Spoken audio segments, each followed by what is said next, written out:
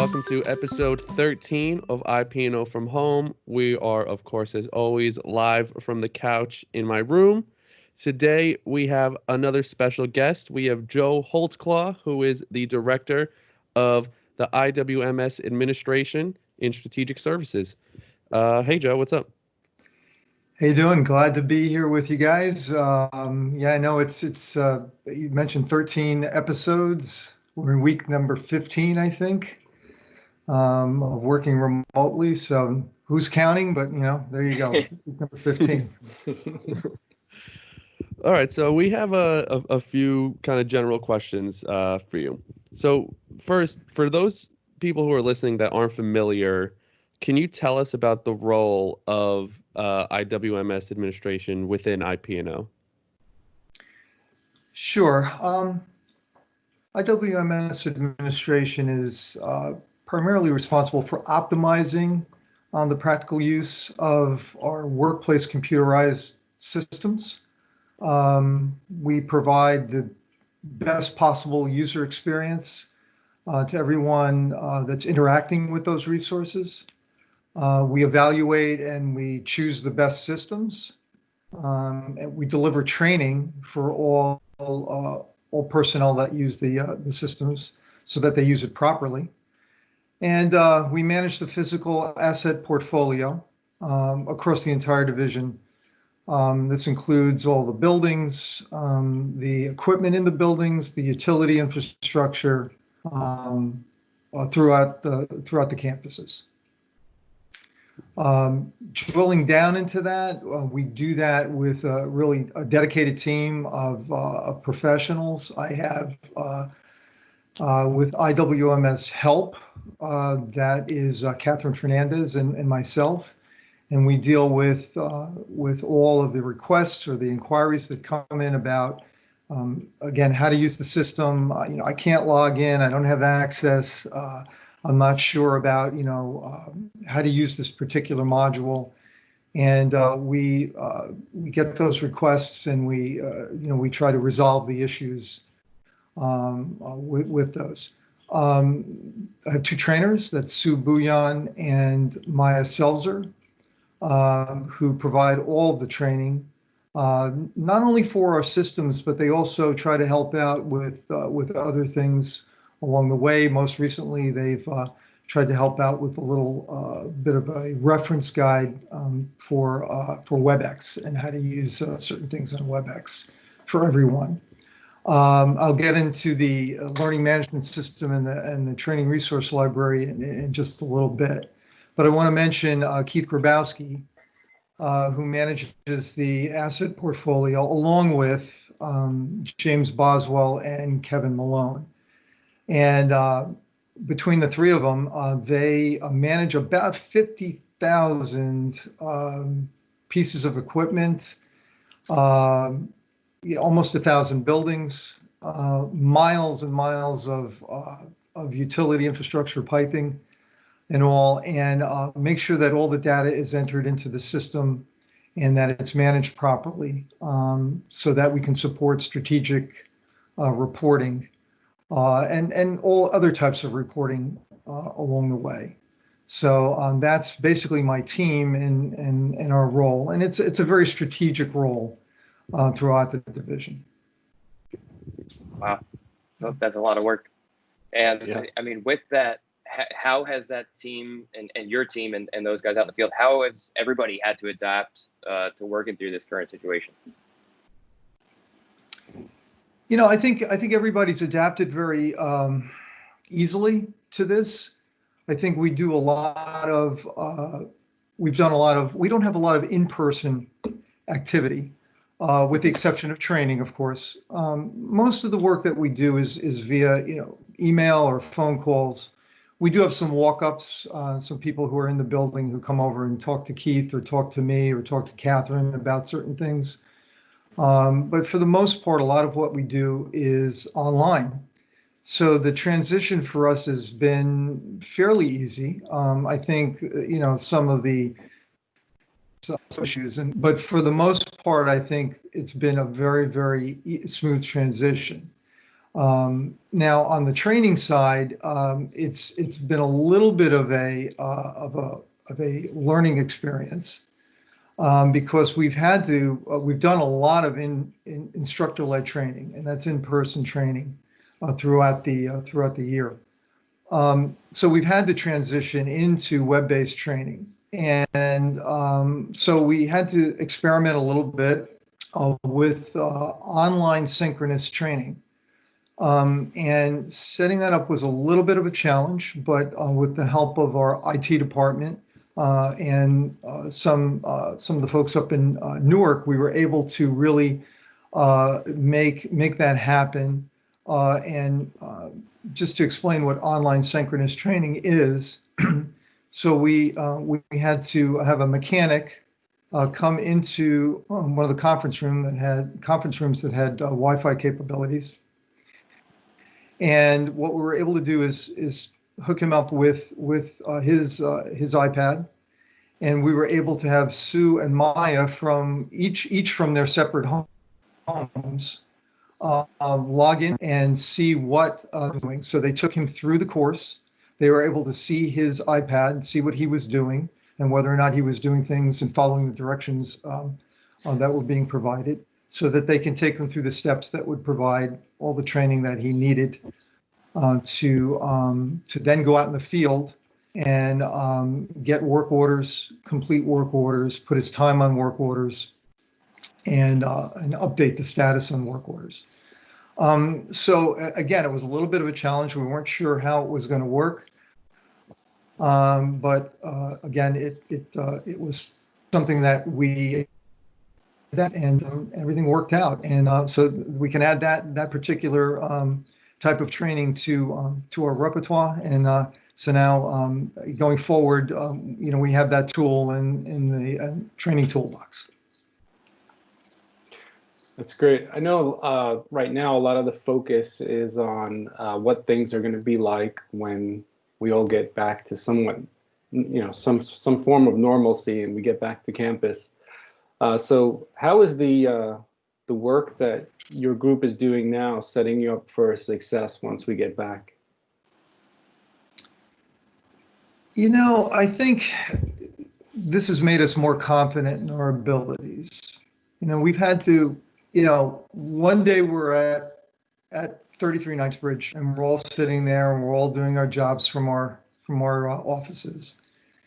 And within a week, we're all at home, and we're trying to figure out, okay, how do we connect every day? How do we make sure that we're in communication with each other, that we are getting the information that we need to get our jobs done, and that we're pushing the information out to people for them to get their jobs done.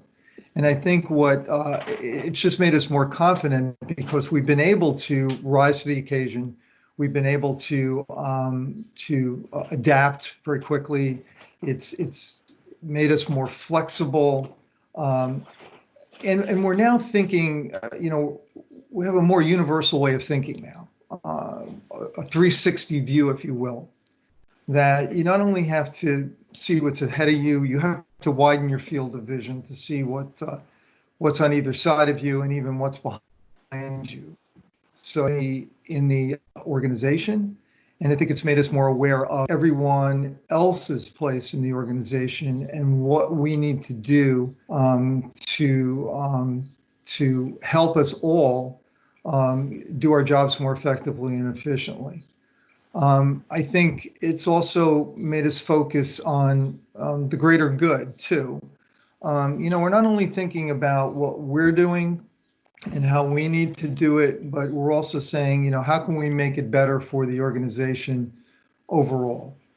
Right. And always thinking ahead of ourselves as well, and trying to stay ahead of the curve and ahead of things along the way. Yeah. That's great. Okay, cool. I think that brings us into our next segment, which is known as the IP&O from Home Zone.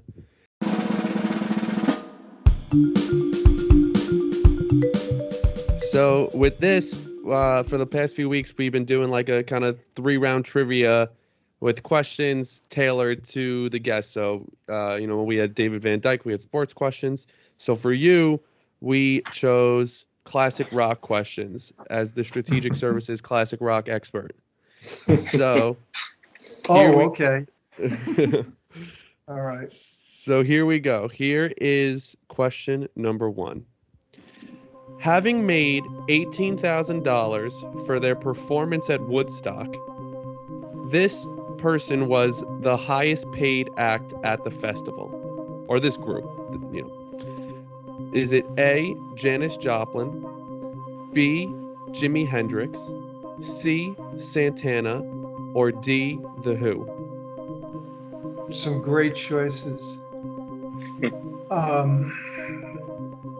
I'm going to say Hendrix, Jimi Hendrix.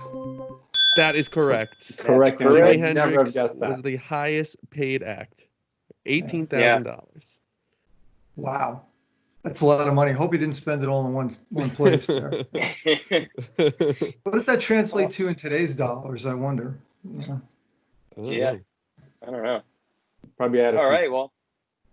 There's some great trivia coming, out of Woodstock, Yeah, I was so surprised when I found that not only was it Jimi Hendrix that was the highest paid, but that the $18,000 was the most anybody got paid for playing at Woodstock, especially with what it became and how significant it is in the lexicon of rock and roll history.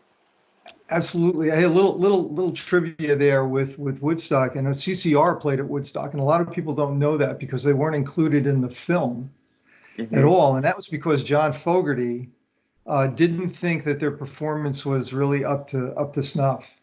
And he had to go on and follow the Grateful Dead. So CCR went on after the Grateful Dead. Now, the Grateful Dead were supposed to go on something like 6 o'clock at night or whatever, 6 o'clock in the afternoon. They didn't get CCR didn't get on until 3 a.m. in the morning. 3 a.m. Wow. So and you were playing to a crowd of people that were all sleeping. So he decided that he wasn't going to have that footage included in the movie, but they played there nonetheless. But that's an interesting story there. Yeah. It is. And speaking of movies, that leads us perfectly into question number 2. Okay. Wait, John, before we go into question 2, for those wondering at home what that $18,000 would be worth today, according to the inflation calculator, it would be worth $125,751 today. Wow. So that actually is a lot of money. It's a lot of money, but I think they'd get much more today. Yeah. I think you'd have to add a couple more Hendrix zeros. might get a few zeros extra. Yeah, right. All right. Yeah. Well, like I said, back to movies real quick. So, Pink Floyd's album, The Dark Side of the Moon, has long been believed to sync up perfectly with which classic 1939 film? Is it Gone with the Wind, Wuthering Heights, The Wizard of Oz, or Goodbye, Mr. Chips? So, again, all great choices. Wow. I'm going to say, just because it sounds so weird, I'm going to say The Wizard of Oz. That's the right answer. You nailed it. I'm going to And that was a total guess because it sounds so weird, but there you go. All right. So I'll give you a little backstory. Twice in my life, thanks to some real big Pink Floyd fans in my family. So we've got a group of Pink Floyd fans, and we've got a huge faction of Wizard of Oz fans. So I have done this twice with my family. And there are some moments where it's like that should be the soundtrack to the movie. And then there are other moments where it's like, that's kind of a stretch, but I can see where you're going with this. But there are plenty of parts, you press play on the record player, you press play on the VCR, and at the same time, and there's parts where it's eerily close to what it should be. Yeah, and it wasn't Dark Side of the Moon. That was the album that was on the Billboard charts for how many years was that on there? It was on for incredible length of time. Yeah. double length of time. So and those guys don't talk to each other, So Yep. Roger Waters and David Gilmour and all, they don't, that's the way it goes Too with big bands. for their own good. Yeah. So there you go. All right, so that moves us on to question number 3. So fittingly, this is the first music CD to be pressed in the United States. Is it Born in the USA by Bruce Springsteen, Homecoming by America, American Fool by John Mellencamp, or American Idiot by Green Day? So yeah, American Idiot, that's in the 90s. So Green Day is in the 90s. So that one's eliminated. I'm going to say, because he's such an icon, Bruce. It was Bruce Springsteen. 3 for 3. Joe, you are the first person to go 3 for 3 in our trivia round. Wow. Yeah. An IP&O from home first. Yeah, well, You've set a new bar. music is something that I've been around for a long, long time. So Yeah. So I'm not gonna lie, I was pretty surprised. I mean, I know it's not relatively new, but for it to be Bruce, it's pretty late on for the first CD to be pressed in the United States. I actually went to 2 different places to verify that was the case, and sure enough, it was. Yeah, It does seem too recent. be someone a little bit more into the 80s or what have you. Yeah. One of the groups from the 80s, Depeche Mode or